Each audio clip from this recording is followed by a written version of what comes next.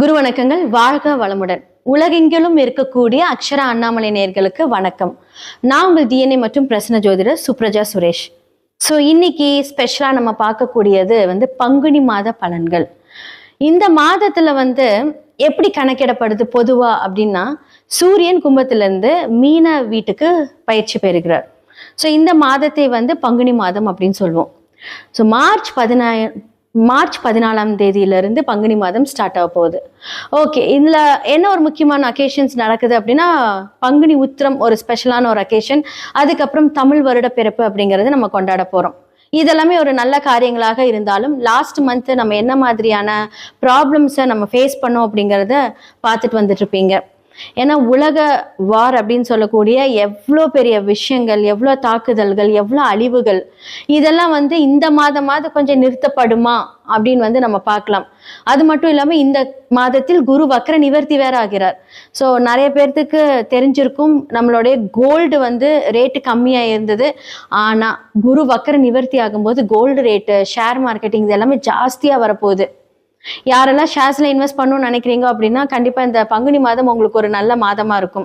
கரெக்டா, ஏன்னா இப்போ உலக நாடுகள்ல நடக்க இருக்கக்கூடிய இந்த பிரச்சனைகளை பார்த்து நீங்க இன்வெஸ்ட் பண்ணுங்க. கரெக்டா ஒருத்தவங்களோட கைடன்ஸ் இல்லாம எதுவும் பண்ண வேண்டாம். கரெக்டா பார்த்து நீங்க இன்வெஸ்ட் பண்ணீங்க அப்படின்னா உங்களுடைய மணி வேல்யூ ரொம்ப நல்லா இருக்கும். அதே மாதிரி எல்லா கிரகங்களும் 12ஆம் இடத்துக்கு வராங்க. யாரெல்லாம் 11ஆம் இடத்துல இருந்தாங்க, ராகுவோட இருந்து சனியோட வீட்டுக்கு, அதாவது என்ன அப்படின்னா ஒரு சுபரோட வீட்டுக்கு ஆல்ரெடி சனி இந்த மார்ச் 6ஆம் தேதி வாக்கிய பஞ்சாங்கம் படி அழகா போய் செட்டில் ஆயிட்டாரு. ஒரு 2.5 வருட காலம் அவர் சுபரோட வீட்டில தான் இருப்பாரு. சூரியன், புதன், செவ்வாய், சனி, இந்த 4 கிரகங்கள் அழகா இந்த 12ஆம் வீட்டுல இருக்கு.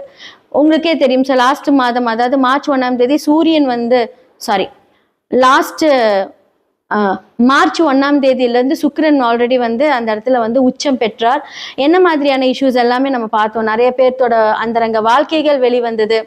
ஸோ மீடியா தொடர்பான புதன் வக்கரமா இருக்கும் போதெல்லாம் நிறைய பிரச்சனைகள்.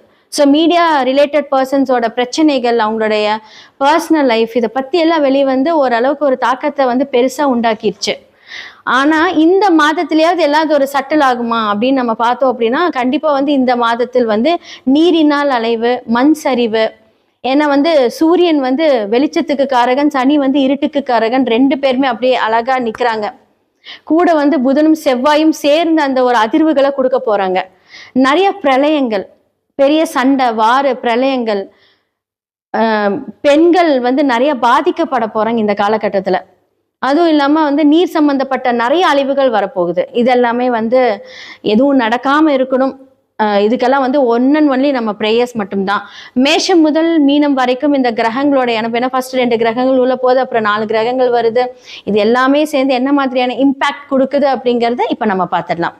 மேஷ ராசி மற்றும் லக்னக்காரர்களுக்கு இந்த பங்குனி மாத பலன்கள் என்ன மாதிரியான பலன்களை கொடுக்கும் அப்படின்னா, பொதுவாக மேஷராசிக்காரர்கள் இந்த காலகட்டத்தில் எல்லாருமே சொல்லியாச்சு, 7.5 சனியோட துவக்கத்தில் இருக்காங்க. அதே மாதிரி 12ஆம் இடத்துல சனி உட்காந்து விரையாதிபதியாகவும் உட்காந்து ஒரு டபுள் சனியாக வேலை செஞ்சிட்ருக்கு. அதே மாதிரி இந்த காலகட்டத்தில் சுக்கிரன் அங்கே உச்சம் பெற்று இப்போ செவ்வாய் வீட்டுக்கு வர போறாரு. அதே மாதிரி 5க்குரியவர் சூரியன் இப்போ 12ஆம் இடத்துல சனியோட இருக்காரு. ஓகே, 5ஆம் இடம் சூரியன் 12ஆம் வீட்டில் சனியோட அப்படின்னு இந்த ஒரு விஷயம் என்ன பண்ணும் அப்படின்னா, 5ஆம் இடம் அப்படிங்கிறது நம்மளுடைய மனசு. அப்போ அந்த மனம் போய் சனியும் விரையாதிபதி ஸ்தானத்தில் உட்காரும் போது நாம செய்யக்கூடிய செயல்கள்ல சில விரயங்கள் கொடுக்க போகுது அப்படின்னு அர்த்தம். ஓகே, என்ன மாதிரியான விரயங்கள்? மேஷ ராசி மற்றும் லக்னக்காரர்களுக்கு பாதகாதிபதி அப்படின்னு சொல்லக்கூடிய சனி, ஓகேங்களா, அவர் ஒரு பிஸ்னஸ் ஓரியன்டாவும் இருக்காரு, லாபாதிபதியும் இருக்காரு. அவர் போய் என்ன பண்றாருன்னா 12ஆம் இடத்துல போய் உட்கார்றாரு. பாதகாதிபதி மறையிறது ரொம்ப ரொம்ப சந்தோஷம். ஆனா தொழில் அப்படின்னு சொல்லக்கூடிய ஸ்தானாதிபதியான சனி 12ஆம் இடத்துல மறையும் போது, அதுவும் 5க்குரிய சூரியன் அங்க இருக்கும்போது, தொழில் சில இன்வெஸ்ட்மெண்ட், ஒரு விரயம் செய்து ஒரு தொழில், அது ஒரு இன்வெஸ்ட்மெண்ட்டா இருக்காது. சில விரயங்களோட அந்த இன்வெஸ்ட்மெண்ட் ஸ்டார்ட் ஆகும். ஒரு விரயம் இல்லாம உங்களுக்கு ஒரு இன்வெஸ்ட்மெண்ட், ஒரு தொழில் இப்ப ஸ்டார்ட் ஆகாது. ஒரு விரயம் பண்ணினாதான் ஸ்டார்ட் ஆகும்.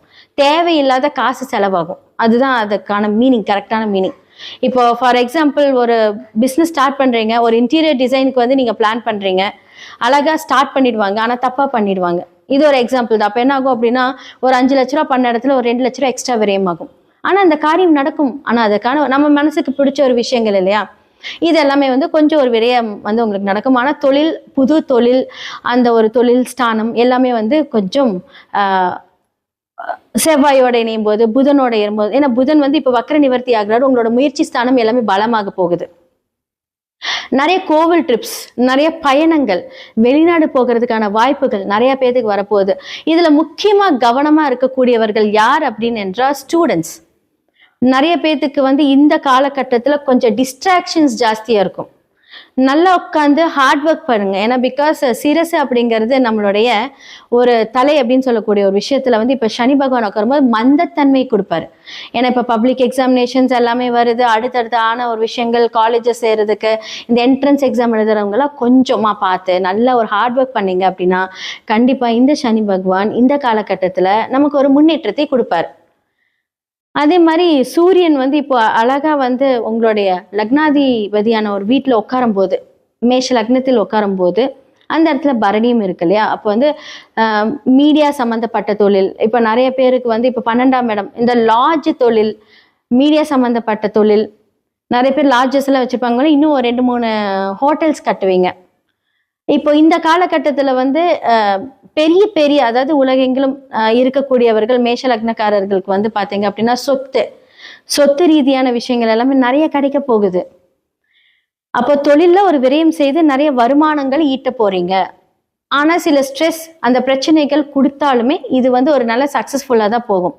குடும்பத்துல நிறைய பொருட்களை வந்து நீங்க அழகா வாங்க போறீங்க. விரயமாயி சுப விரயம், சுப விரயங்கள் மூலியமாக பொருள், ஆடை, ஆபரணங்கள் எல்லாமே வந்து வாங்க போறீங்க. ஸோ இவ்வளோ நாள் பட்ட கஷ்டம் வந்து ஒரு முடிவுக்கு வந்து ஒரு சில பேருக்கு வந்து கொஞ்சம் நல்லா இருக்க போகுது.